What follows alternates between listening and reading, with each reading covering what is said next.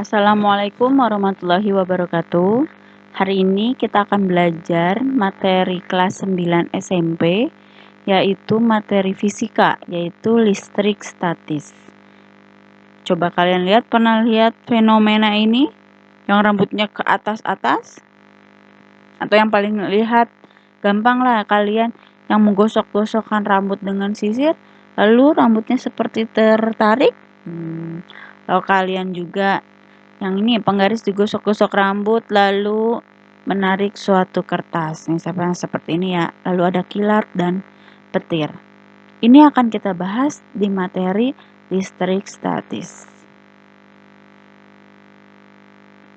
Sebelumnya kalian coba klik like dan subscribe channel ini ya.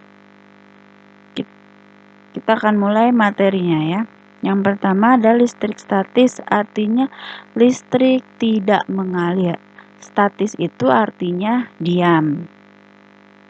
Contoh, ini yang tadi ada penggaris yang digosok-gosokkan yang terbuat dari plastik, digosok-gosokkan ke rambut, lalu bisa menarik sobekan kertas yang kecil. Ini ilustrasi videonya. Nah, mengapa penggaris plastik yang digosok-gosokkan pada rambut dapat menarik kertas-kertas kecil? Untuk menjawab pertanyaan ini, kita harus memahami dulu tentang atom. Nah, sebelum masuk ke atom, kita pengertian dulu listrik statis adalah listrik yang diam untuk sementara pada suatu benda. Orang yang pertama kali melakukan percobaan listrik statis adalah Thales of Miletus. Ia menggosokkan batu ambar dengan kain wol. Ini contoh batu ambar yang didekatkan ke bulu ayam. Ternyata bulu ayam terbang menempel pada batu ambar beberapa saat, lalu kemudian jatuh lagi. Cara menghasilkan muatan listrik yaitu dengan cara menggosokkan benda satu dengan benda lain, induksi listrik, konduksi, lalu ada menggunakan generator Van de Graaff. Lalu suatu benda dapat diberi muatan listrik statis dengan cara menggosokkannya dengan benda lain. Mengapa demikian? Untuk jelasnya kita memahami model atom yang tadi kita bahas yang pertama ya. Ini adalah contoh model atom di mana ada suatu inti atom yang terdiri dari neutron dan proton, lalu ada elektron yang mengelilingi inti atom. Nah, di dalam inti atom ini merupakan ada suatu zat penyusun namanya partikel atom, yaitu partikel atomnya itu adalah ada proton, elektron, dan neutron. Nah, adanya partikel ini menyebabkan ada yang menyebutkan muatan listrik. Jadi muatan listrik itu adalah bagian dari partikel yang membentuk suatu atom. Seperti itu ya yang tadi Ibu sebutkan. Ada proton yang bermuatan positif, ada elektron bermuatan negatif, ada neutron yang bermuatan netral. Neutron dan proton berada di inti atom. Elektron berada di kulit atom. Kulit atom tuh banyak ya. Nanti kita akan pelajari materi kimia di SMA. Kulit atom ada kulit atom K, L, M, N. Nah, dia itu diisi oleh elektron-elektron tertentu pada tingkatannya. Untuk kulit pertama, dia tingkatannya diisi oleh 2 elektron. Lalu meningkat menjadi 8, lalu ada 18, selanjutnya menjadi 32. Itu elektron maksimum yang menempati suatu kulit atom pada tingkatan tertentu. Itu nanti dipelajari di SMA ya. Nah, kita pelajari di SMP, kita pahami dulu apa itu atom, partikel terkecil penyusun suatu unsur yang masih memiliki sifat unsur tersebut. Atom terdiri dari partikel-partikel yang jauh lebih kecil dari sifat sendiri. Partikel-partikel tersebut adalah proton, neutron yang terdapat dalam inti atom, elektron yang mengorbit inti dengan lintasan tertentu. Ini ilustrasi gambarnya, ini inti atom yang tadi Ibu sebutkan ada proton dan neutron, lalu ini ada elektronnya nih yang mengitari inti atom. Ini seperti matahari, yang ini ada planet-planet yang mengitari matahari di orbitnya. Sama, di atom juga ada inti atom, ada elektron yang mengelilingi inti atom tersebut. Itu sudah hukum alam ya. Nah, Ini ilustrasinya lagi lebih mendetail. Ada suatu zat, di dalam satu zat ada atom. Di dalam atomnya itu kita ambil segini yang tadi diilustrasikan sama ada inti atom dan ada elektron. Lalu partikel penyusunnya, proton bermuatan positif, neutron tidak bermuatan, elektron bermuatan negatif. Nah, ini dari partikel zat padat ada partikelnya penyusun, diambil satu partikel. Nah, ini menjadi suatu atom. Nah, jadi di dalam atom itu ada partikel atomnya, yaitu neutron, elektron, dan proton. Nah, jadi intinya adalah teori atomnya itu proton positif, elektron negatif, neutron tidak bermuatan. Proton dan neutron mengelilingi sebagai inti atom yang dikelilingi elektron, elektron yang mengelilingi inti atom pada tingkatan energi tertentu yang kita kenal dalam istilah kimia adalah kulit atom. Semakin jauh dari inti energi elektron semakin kecil. Atom netral jika jumlah proton, jika jumlah positif sama dengan jumlah elektron, sama dengan jumlah yang negatif. Kalau bermuatan positif, atom kekurangan elektron atau kelebihan proton. Atom bermuatan negatif, atomnya kelebihan elektron. Ini akan menjadi satu kunci ya. Kalau positif, dia itu kehilangan elektronnya. Kalau negatif, dia akan kelebihan elektronnya. Yang dilihat adalah elektron. Karena yang dapat berpindah adalah elektron. Yang dapat berpindah-pindah dari satu lintasan ke lintasan yang lain. Ini akan berkaitan di listrik statis ya. Cara-cara yang tadi untuk mendapatkan listrik statis yang pertama adalah menggosok dua jenis benda. Dua buah benda tertentu bila saling digosok maka kedua benda akan bermuatan listrik. Ingat, bermuatan listrik itu adalah partikel atomnya yang menyusun atomnya itu, yaitu apa? Proton, elektron, dan neutron. Tetapi yang sangat dilingkari besar adalah si elektronnya, karena hanya elektron yang dapat berpindah. Ada balon dengan kain wol, penggaris plastik dengan rambut, kaca dengan kain sutra, karet dengan bulu, ebonit dengan wol. Kita bahas satu-satu dulu. Contoh, ada balon digosokkan dengan kain wol. Nih lihat ada balon, ada ini ceritanya kain wolnya. Ini ada positif, negatif, yang dilihat dalam listrik statis hanya muatan positif dan muatan negatif saja. Ingat, yang berpindah adalah elektron. Balon bila digosokkan dengan kain wol, ternyata elektron itu berpindah dari kain wol, dari kain wol ke balon. Berarti si balon akan bermuatan apa? Bermuatan negatif. Kain wol akan bermuatan positif. Kok bisa sih, Bu? Nih, yang nyumbang elektronnya siapa? Yang nyumbang elektronnya adalah si kain wol. Berarti kain wolnya ini akan kekurangan elektron. Makanya dia akan bermuatan positif. Kenapa? Karena yang elektronnya sudah pindah ke balon. Balonnya jadi kelebihan elektron. Makanya dia bermuatan listrik negatif. Gitu ya. Tapi beda cerita, ada suatu percobaan kaca dengan kain sutra. Ternyata bila kaca kita gosok dengan kain sutra, elektronnya itu justru berpindah dari kaca ke kain sutra. Berarti si kaca akan kehilangan elektron. Kalau dia kehilangan elektron, berarti dia muatannya positif. Kain sutra yang menerima elektron dari si kaca akan bermuatan negatif karena dia kelebihan elektron, ya. Selanjutnya, ini ada gambar yang tadi di awal. Ada anak yang sedang nyisir, rambutnya ikut ketarik. Nah, pada saat menggosokkan sisir pada rambutmu, sejumlah atom dalam rambut ya akan terganggu sehingga sejumlah elektron di dalam rambut terlepas berpindah ke sisir. Jadinya si rambut ini nyumbang elektron dari rambut ke sisir.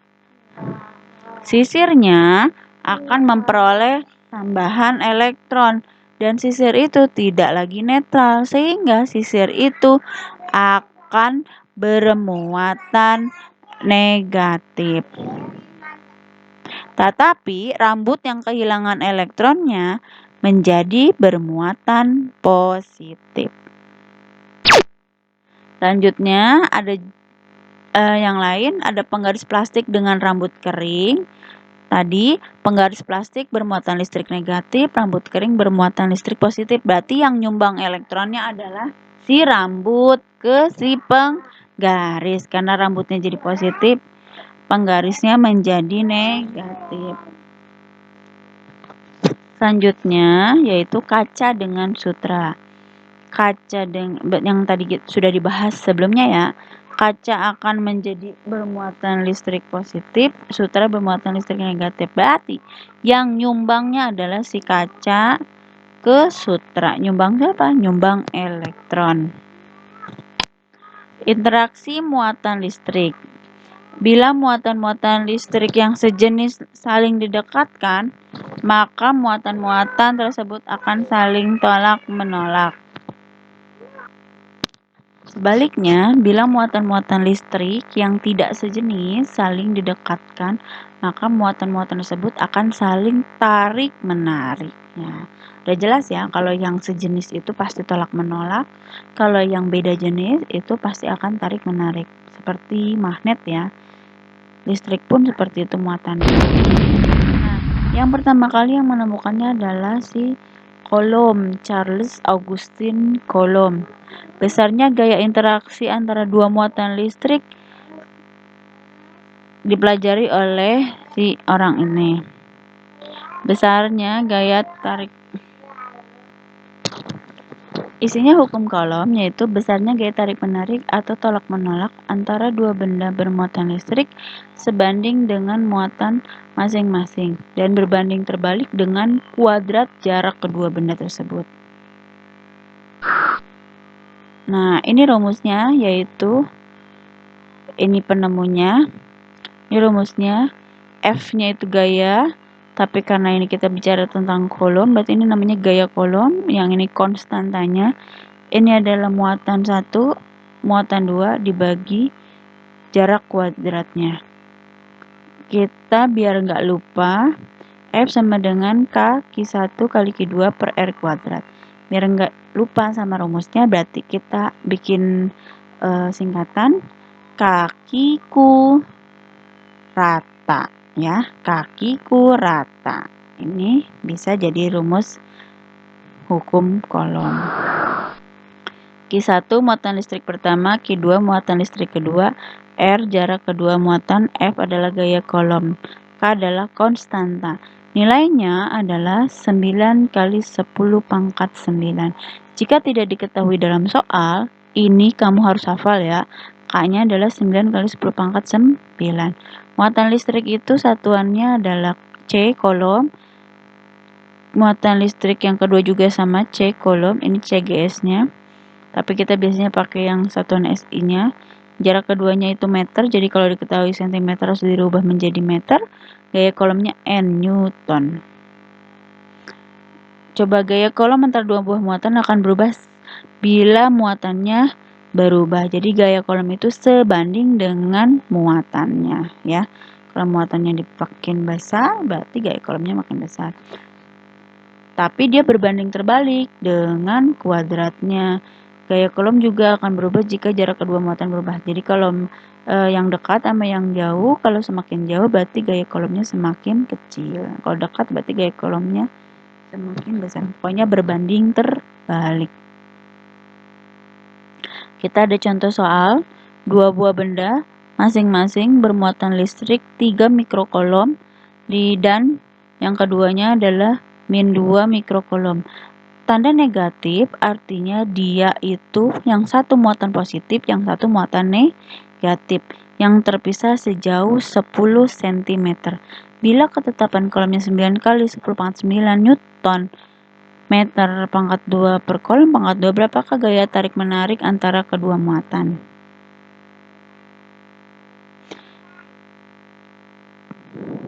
Kita coba mengerjakan. Warna kuning. Diketahui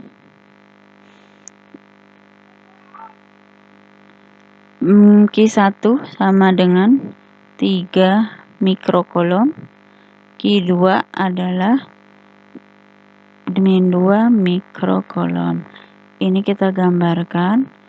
Sini ada muatan positif, yaitu si 3 mikrokolomnya, dengan yang 2. Ini 3, ini 2 mikrokolom.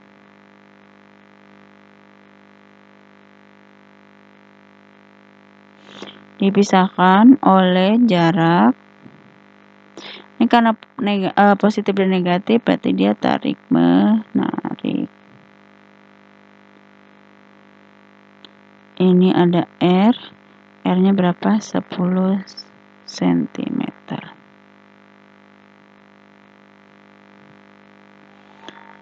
Lalu ada R. R-nya berapa? 10 cm.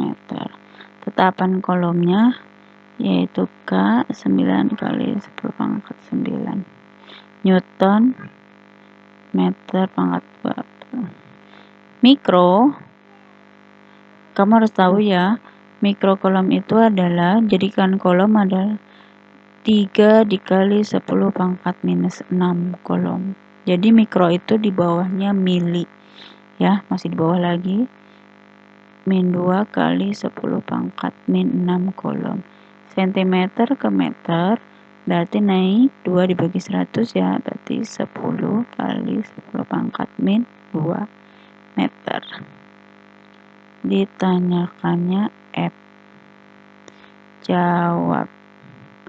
F sama dengan kaki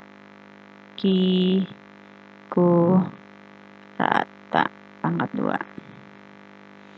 9 kali 10 pangkat 9 dikali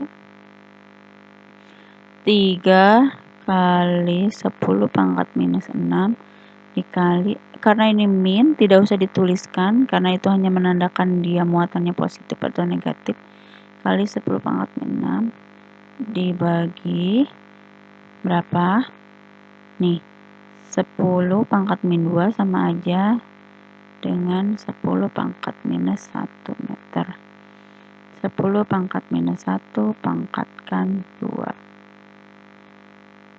Nah, cara mengerjakannya kalian kerjakan yang bisa kalian satukan. Misalkan 9 dikali 3 dikali 2.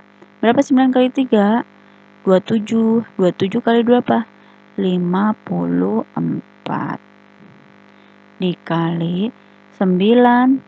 Perpangkatan jika dikalikan justru ditambah. 10 pangkat 9 ditambah minus 6 ditambah minus 6 dibagi 10 min 1 pangkatkan 2 berarti 10 pangkat minus 2.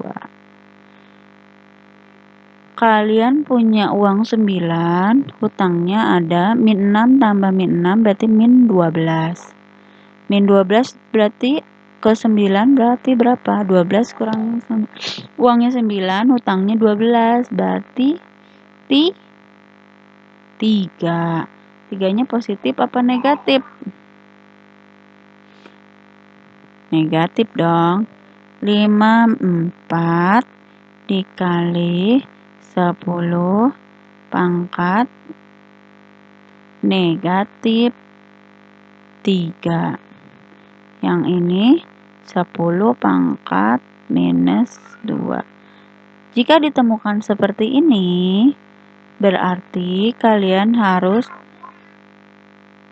memindahkan dari yang bawah ke atas.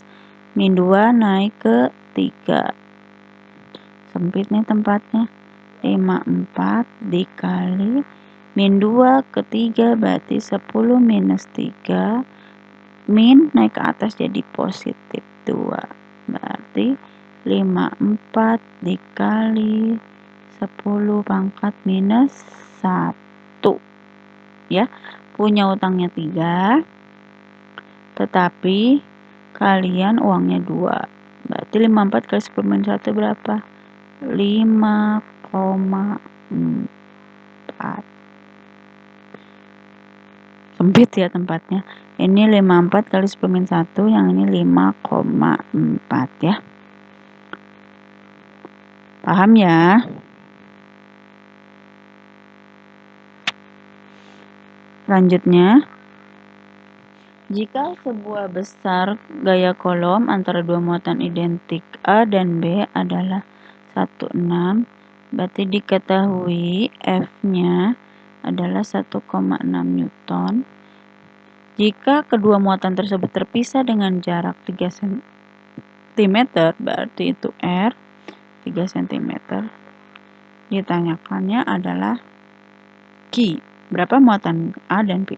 Karena dia identik berarti sama ya. Jawab. Kita masukkan F sama dengan kaki ku rata. K-nya berapa? Kalau tidak diketahui 9 kali 10 pangkat 9. Q-nya berapa? Yang ditanyakan. Karena dia identik, kita samakan saja. Q pangkat 2. Ya. Q1 kali Q2, jadi Q-nya pangkat 2 karena dia sama-sama identik. Dibagi R kuadratnya berapa? 3 kali 10 pangkat minus 2. Ingat cm itu 3 kali 10 pangkat minus 2 meter. Dipangkatkan 2. Jadi 9 kali 10 pangkat 9 kali Q pangkat 2 dikali 9 kali 10 pangkat minus 4. Dari mana Bu? 3 pangkatkan 2 9, min 2 pangkatkan 2.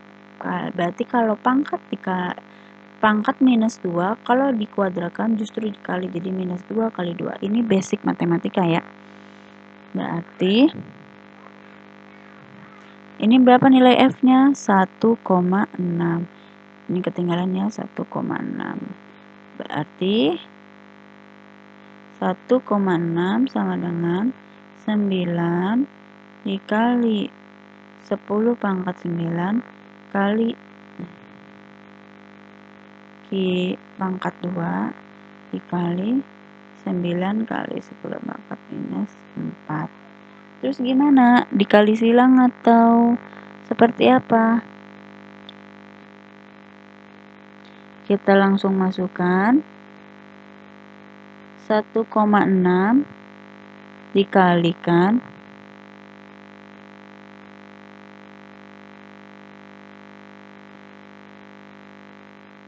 silang ya. 1,6 dikalikan ini Ibu nulisnya gimana ya? Nah, di sini dulu deh. 1,6 dikali 9 kali 10 pangkat 4 sama dengan 9 kali 10 pangkat 9 Q pangkat 2. 1,6 kali 9 kali 10 pangkat 4 berapa? Minus 4 ya, ini kan minus. 1,6 kali 9. Nah, berarti kita masukkan, kita berarti mencari Q2. Q2 sama dengan ini dibagi dengan ini ya, 1,6 dikali 9 kali 10 pangkat minus 4 dibagi 9 kali 10 pangkat 9. Karena 9 masih bisa, berarti 9 bisa dicoret. Yang ini 9 naik ke atas 10, ini minus 4, 9-nya naik ke atas jadinya ini positif jadi negatif. 1,6 kali 10 pangkat, hutangnya 4 nambah hutang lagi. Jadi berapa hutangnya? Minus 13.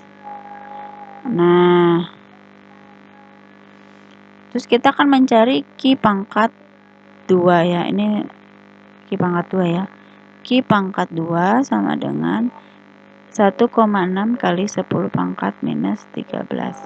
Berarti untuk mencari Q kita akarkan. 1,6 kali 10 pangkat 13. Untuk memudahkan, geser komanya menjadi 16 dikali 10 pangkat min 14. Akar 16 berapa? 4. Min 14 jika diakarkan itu artinya dibagi 2, berarti min 7. Satuannya kolom. Kolom ya. Berarti 4 kali 10 pangkat min 7 kolom. Diulang lagi videonya untuk bisa memahami ya.